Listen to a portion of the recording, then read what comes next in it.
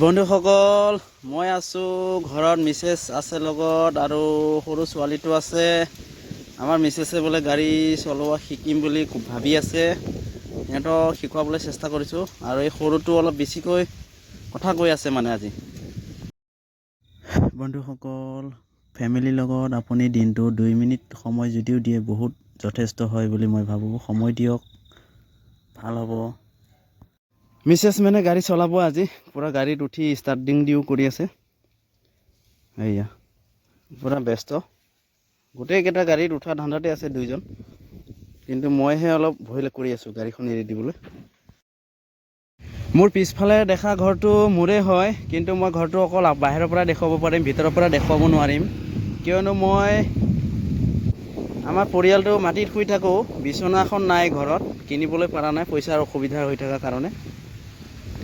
আমাৰ কিমানটা পূৰ্বপুৰুষ এইখন গাঁৱতে পাৰ হৈ গ'ল, আজিলৈকে ৰাস্তাটো ক্লিয়াৰ হৈ নুঠিল। সেইটো কাৰ দোষ? গাঁৱৰ ৰাইজৰ দোষ নে যিসকল পলিটিচিয়ান আছে সেইসকলৰ দোষ নে চৰকাৰৰ দোষ? সেইটো কোনেও অনুভৱ কৰিব পৰা নাই চাগে আজিলৈকে।